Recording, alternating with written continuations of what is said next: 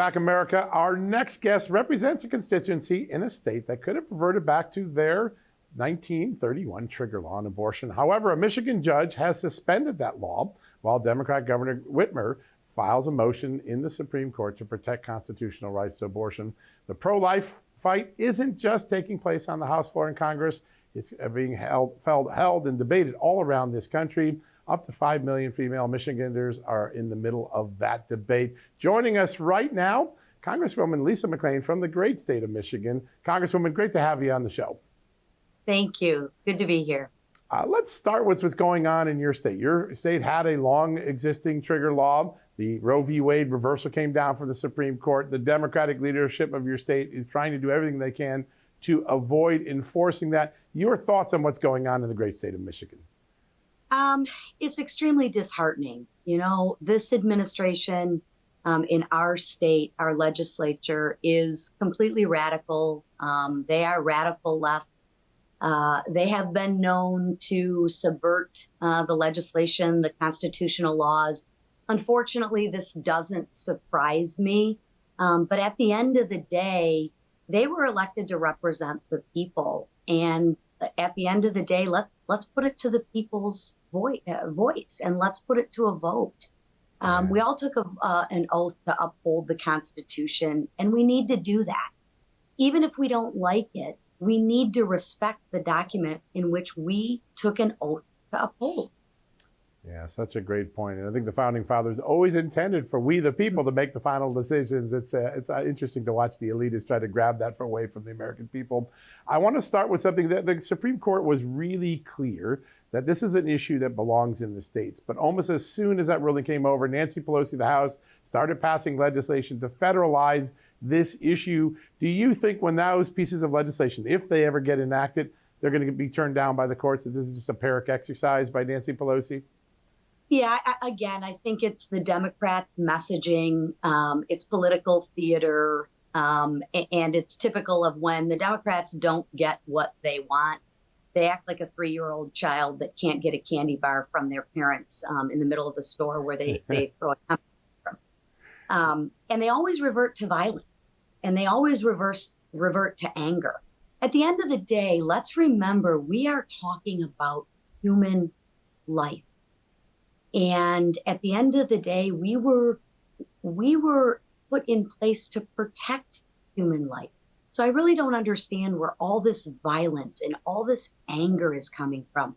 You know, you spoke earlier on violence against pregnancy centers. These pregnancy centers are set up to help expecting mothers.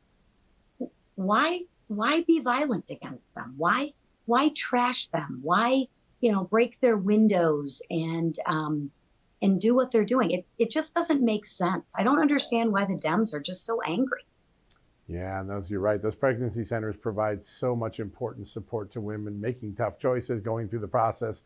It's really amazing that they've become a pariah on the left. They used to be very popular across America, but now the left has demonized them.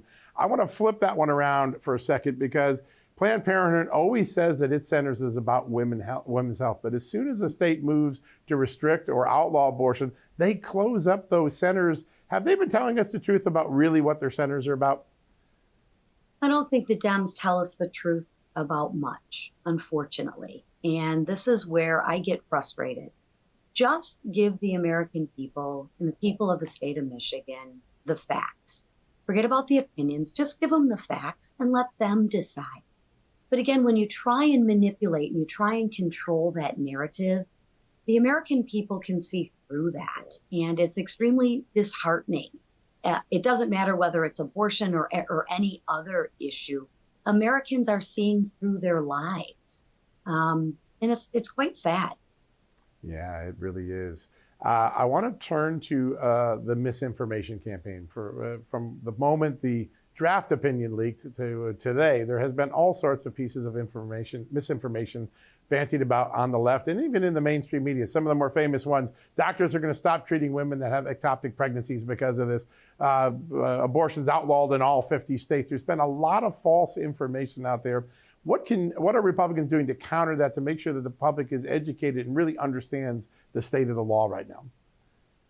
Well, we're doing things just like we're doing today. Is we are trying, and I applaud you for having me on. So thank you, to get the truth out. When you have to scare people to see things your way, that should tell you everything you need to know. We need to stop this fear mongering and just present the facts. We're not going to stop ectopic pregnancies. And in fact, that's why I'm introducing a resolution in the House right now to set the record straight. And it's called the heartbeat law. Is when you hear the heartbeat of a child, you cannot perform an abortion. So we're not talking about ectopic pregnancies. We're not talking about when the life of the mother is in danger. So again, stop with the fear mongering, because it just doesn't work. And quite frankly, you look foolish. Yeah, the American people are so much smarter than Democratic politicians often give them credit for. We got about 90 seconds left. I wanted to just ask about this. There are a lot of women that are going to be caught in the crossfires here. They need support as they make decisions, as they try to raise a child, as they look for options to make sure they have enough money to support a child. What are some of the things Republicans are doing to create a welcoming system for expectant mothers? Well, one, we have these pregnancy centers. So why the Dems want to vandalize, and these groups want to vandalize these pregnancy centers that actually help the expecting mother is beyond me. So one, we need to beef up those pregnancy centers. We need to beef up our adoption centers, because adoption is a healthy alternative. And that's what we need to be focusing on. We just need the Dems to allow us to do that and stop burning the places down.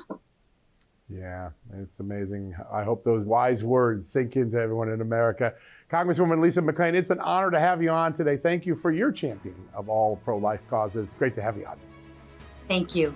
All right, folks, we're going to take a quick commercial break. When we come back, we're going to be joined by one of the last guests whose voice really matters. Stay tuned to find out who it is when we come back right after these commercial breaks.